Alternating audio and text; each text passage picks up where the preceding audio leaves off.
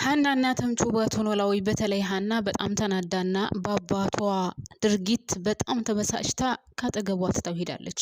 አባቴ ይሄንን ነገር ታደርጋለህ ብዬ አንድም ቀን አስቤው አላቅም ስትልም እንግዲህ አባቷን ፊት ለፊት አይታ ተመልሳ እሱን ዞር ብላ ላለማየት ሄዳለች ማለት ነው።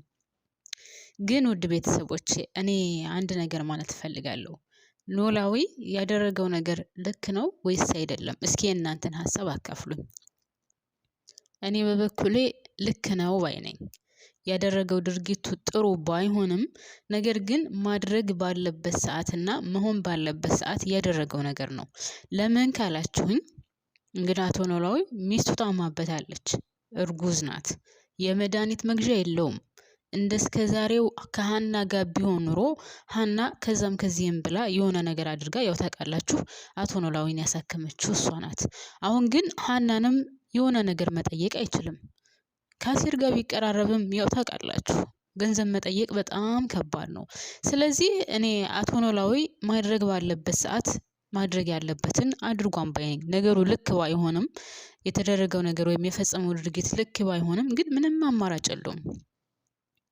ምንም አማራጭ የለውም። ሚስቱ ታማበታለች፣ እርጉዝ ናት፣ የመድኃኒት መግዣ አጥቷል። ስለዚህ መሆን የሌለበት ነገር ቢሆንም ግን ማድረግ ያለበት ቦታ ላይ አድርጎታል። ያለን ነገር እናንተ ብትሆኑ ምን ታደርጋላችሁ? እውነት እስኪ እንደው ከልባችሁ ይህ ቪዲዮ የሚደርሳችሁ ሁላችሁም የኖላዊ ድራማ ተከታታይ የሆናችሁ በአጠቃላይ እንደ አቶ ኖላዊ አይነት ችግር ቢገጥማችሁ ምን ታደርጋላችሁ?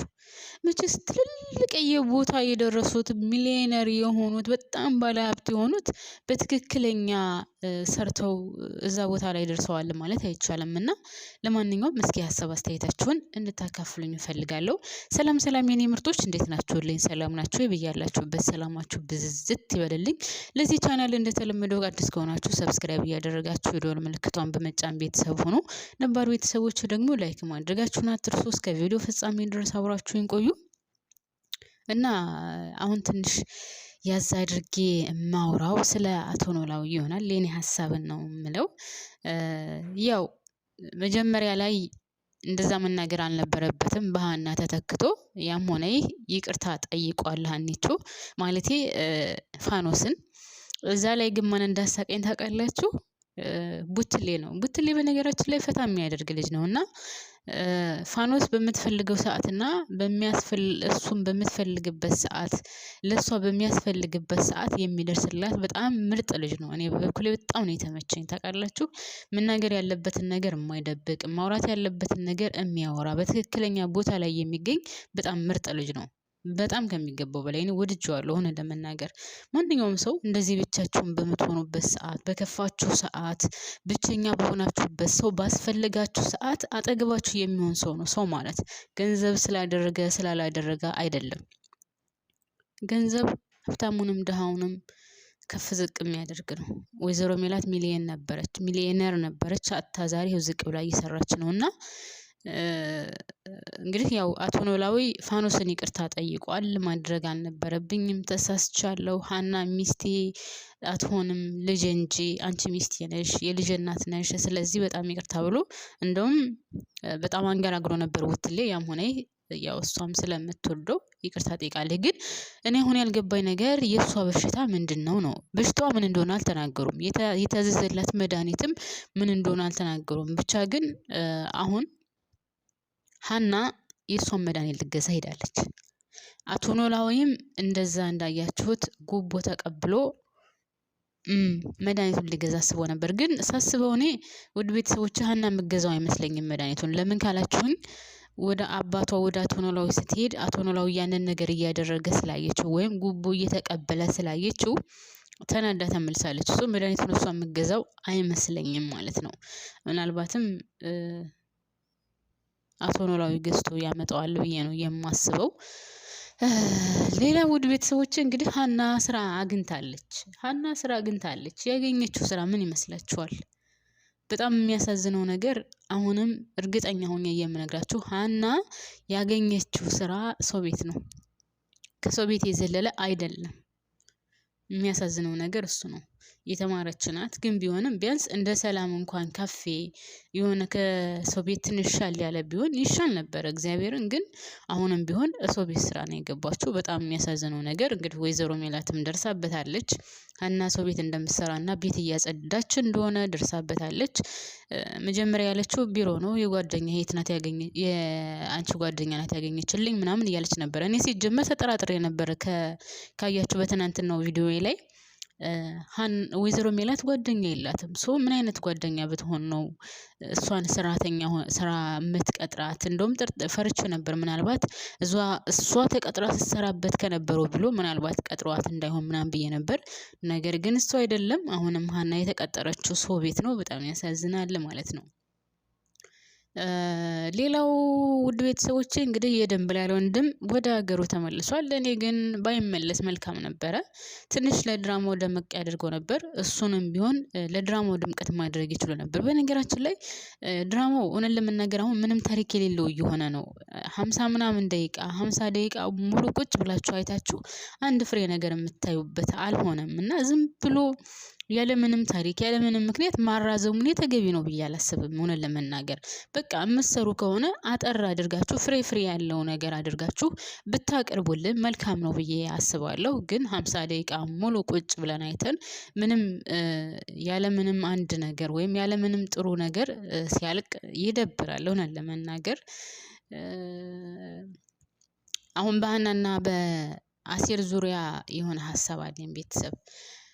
እኔ አሴር ከሀና ጋር ባይሆን በጣም ደስተኛ ነኝ። በቃ ዝም ብላ ከዛም ግንፍል ከዚህም ግንፍል። አሁን ከአቶ ኖላዊ ቤት ወጥታ ወደ ቤተሰቦቿ ሄዳለች። ከዛ ከቤተሰቦቿ ወጥታ ወደ አቶ ኖላዊ ትመለሳለች። እኔ ምኗም አልተመቸኝም። ለምን እንደሆነ አላውቅም። እኔ ከአሴር ጋር ራሱ ባትሆን በጣም ደስ ይለኛል። እውነት ለመናገር አሴር ስለሚወዳትና ስለሚያፈቅራት እንጂ እኔ ለአሴር ራሱ የምትመጥነው አይመስለኝም። ይህን ያክልም ለሀና ዋጋ መክፈል አልነበረበትም። በነገራችን ላይ አሴር ለሷ ሲል በጣም ብዙ ዋጋ ከፍሏል። ለሷ ሲል በጣም ብዙ ነገር ሆኗል። ለሷ ሲል በጣም ብዙ ነገር አድርጓል። ብዙ ነገር ደርሶበታል። ግን ይህን ያክል ዋጋ የሚከፈልላት ሀና ናት ብዬ እኔ አላስብም ውድ ቤተሰቦች። ምክንያቱም እኔ ሀና አልተመቸችኝም። በቃ አንዴ አሁን እስኪ ስታስቡት እንደው ትክክለኛ ጭንቅላት ያለው ሰው ማለት ነው ቤተሰብ፣ እውነት ለመናገር እንደው እናንተ ትክክለኛ ፈራጅ ከሆናችሁ ሀና ፋኖስን ጥላ መሄድ ነበረባት ወይ? አሁን በአሁኑ ሰዓት በዛ ላይ እያመማት ነው አይደል ቤተሰብ? እያመማት እኮ ነው ፋኖስን። ማንም የላትም አጠገቧ።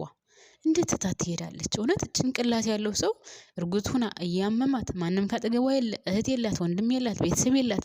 እሱን አቶ ኖላዊን አምና ነው አይደለ ተጠግታ የተቀመጠችው። ሀና በዚህ ሰዓት አሁን ወደ ቤተሰቦቿ መሄድ ነበረባት ወይ? ምን አይነት አስተሳሰብ ቢኖራት ነው? ምን አይነት አመለካከት ቢኖራት ነው?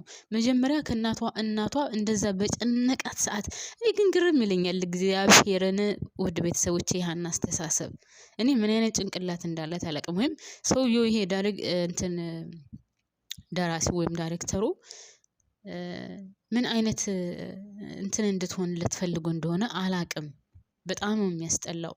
አሁን ወይዘሮ ሜላት በጣም በጨነቃትና በጣም በተቸገረች ጊዜ ቤቱ ችግር ውስጥ ጸቡ ውስጥ ጭቅጭቅ ውስጥ በነበረበት ሰዓት አይ አባቴ ጋር ነው መሆን የምፈልገው፣ እዚህ ቤት ሰላም አጥቻለሁ፣ በቃ ቢቸግራችሁም ቢጨንቃችሁም ችግር ውስጥ ብትሆኑም የራሳችሁ ጉዳይ አይመለከተኝም ብላ ነው ወላጅ እናቷን ትታ ወደ አሳድጋት ወደ አቶ ኖላዊ ቤት የተመለሰችው። አሁን ደግሞ አቶ ኖላዊ እንደዚህ ጭንቀት ገንዘብ የለው፣ ሚስቱ ታማለች፣ ማንም አጠገቧ የለም፣ እሱ ስራ ነው የሚውለው። ሚስትየው እንግዲህ እንዳያችኋት መድኃኒት ሁሉ መግዣ ጥታ በጣም ተጨንቃ በነበረበት ሰዓት ነው። እና እሷን ትታ መሄድ ነበረባት ወይ?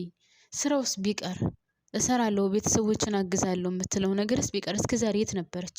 እነሱ ጨንቋቸው ተጠበው ሰላም ሌስትሮ በሆነችበት ሰዓት እሷ የት ነበረች? ዛሬ መጣ ቤተሰቦችን ማገዝ አለብኝ፣ እነሱን መርዳት አለብኝ፣ ስለዚህ ቤተሰቦች ጎን መቆም አለብኝ ብላ ፋኖስን ትታ የምትሄድበት ምክንያት ምንድን ነው? ምን አይነት አእምሮ ቢኖራት ነው? ምን አይነት አስተሳሰብስ ቢኖራት ነው? እሷ እኔ ልንገራቸው ቤተሰቦች፣ ሀና ለማንም አትበጅም፣ ለማንም አትሆንም። በቃ ለአሴርም አትሆነውም፣ ለአቶ ኖላዊም አትሆነውም፣ ለቤተሰቦቿም አትሆንም። እኔ አስረግጬ ነው የምነግራቸው ቤተሰብ አትሆንም። የውሳኔ ሰውም አይደለችም። ሁልጊዜ እንደተገለባበጠች ሁልጊዜ እግርና ራሷ እንትን እንዳለ ነው። ማርያምን ምኖም ድሮ ቀረ ሀና የድሮዋ ሀና በቃ አለቀ አለፈ። ሀና አልፎባታል አልቆባታል ሲጀመር ማለት ነው። በጣም ነው ያስጠላችኝ እውነት በጣም ወይዘሮ አስቴር ደግሞ ብቅ ብላ ጠፋኝ። ምን ተፈጠረ? ልጇን ከስራ አፈናቅላ ጠፍታለች ደግሞ ነው ቤተሰቡን እሷ ቀጥ አድርጋ ልትይዝ ነው። አንዳንድ ጊዜ ታውቃላችሁ ለሷ ብላ ነው ኦኬ ድሮ ጀምሮ እየመከረቻት ነበረ። ተይ ልጄ ባዩሽ አታዋጣሽም፣ ግን ያለፈ አለፈ ነው። ምንም ሊመለስ አይችልም። እና ወይዘሮ አስቴር ልጅሽ ከስራ እንድትወጣ ያደረግሻት አንቺ ነሽ። ስራ ወጥታለች፣ ግን አሁን አንቺ የለሽም። ይሄ ነገር ከተከሰተ ደግሞ ካጠገቧ መሆን አለብሽ። እርግጠኛ ነኝ ገንዘብ ይኖርሻል ብዬ አስባለሁ ወይዘሮ አስቴር። ከልጅሽ አጠገብ መሆን የለብሽም። ሲቀጥል ደግሞ እናት በዚህ ልክ መናገር አለባት? ውድ ቤተሰቦች እሺ ልጅ ይሳሳታል፣ ልጅ ብዙ ነገር ያጠፋል። ግን እናት ልጇን በዚህ ልክ መናገር አለባት ወይ? ባሏ ትቷት ሄዷል። ንብረቷ የለም። የምትተኛው ከዛ ጭንቅንቅ ካለ ቤት ነው። የተንጣለለ አልጋ ላይ የምትተኛው ሴትዮ ወይም የተንጣለለ ቤት ላይ የምትኖረው ሴትዮ ዛሬ በአራት ማዕዘን ክላስ ውስጥ ቁጭ ብላ በዛው ተፋጠው ነው የሚተኙትም የሚውሉትም የሚያድሩትም። እንደዚህ አይነት ህይወት ውስጥ እያለች እናት ሁሉን ነገር ደባቅ ሸፋኝ ናት አይደለ? እናት ሁሉን ነገር የምትደብቅ ናት። እናት የሁሉንም አይነት ገበና የልጆቿን ደብቃ የምትይዝ ናት አይደለ? አሳልፋ አትሰጥም። ወይዘሮ አስቴር ግን ካያችኋት በጣም በሚገርም ሁኔታ ልጇን ከፍ ዝቅ አድርጋ እኔ ትክክል አይደለችም እያልኩ አይደለም። ሜላትም ጥፋተኛ ናት። እናትና ልጅ ተስማምቶ አያውቁም። ግን ቢሆንም ውድ ቤተሰቦቼ እናትየዋን ብትሆን አሁን ሜላት ያለችበት ሁኔታ ልክ አይደለም። እናቷ መታ በዚህ ልክ እንድትናገራት አይገባም ነበረ። ልትናገራት አይገባም ነበረ። ከፍ ዝቅ ልታደርጋት አይገባም ነበረ ካለችበት ሁኔታ አንፃር። እኔ ሜላት ለእናቷ ትበግራለች እያልኩ አይደለም። ግን እውነት ለመናገር ወይዘሮ ሜላት ያለችበት ሁኔታ በጣም ነው የሚያሳዝነው። አሁንና እናትየው መታ እንደዚህ ብልሽ አትሰሚ ብለሽ ነው እንኳን ደግ አደረገሽ፣ እንደዛ ስልሽ ሰምተሽ ቢሆን ኖሮ ይሄ ነገር ባልተከሰተ። ከፍ ዝቅ አድርጎ መናገሩ ደግ አደረገሽ ማለቱ ተገቢ ነው ብዬ አላስብም። እንደ እናት እንኳን አይደለም እናትና የማታውቁት ሰውም ቢሆንም እንኳን ውድ ቤተሰቦቼ እንደዚህ በተጨነቃችሁና በተቸገራችሁ ሰዓት መጥቶ መናገር የለበትም። በቃ ያለፈው እኮ አልፏል። በቃ መሆን የነበረበት ነበር ሆነ፣ መሆን ስለነበረበት ሆነ፣ አለፈ። ግን ያንቺን ስበብ ነው ያንቺ ምክንያት ነው አንቺ ነሽ ምናምን እያሉ መውቀሱ ተገቢ ነው ብዬ አላስብም። በዛ ላይ ደግሞ እናንተ እንደዚህ ቸግሯችሁ እንደዚህ ጨንቋችሁ የባሱን መጥቶ ማን እንደዚህ መናገሩ ተገቢ ነው ብዬ አላለም። ለማንኛውም ውድ ቤተሰቦች እኔ እዚህ ላይ አበቃለሁኝ። ላይክ እና ሰብስክራይብ ማድረጋችሁን ደግሞ አትርሱ።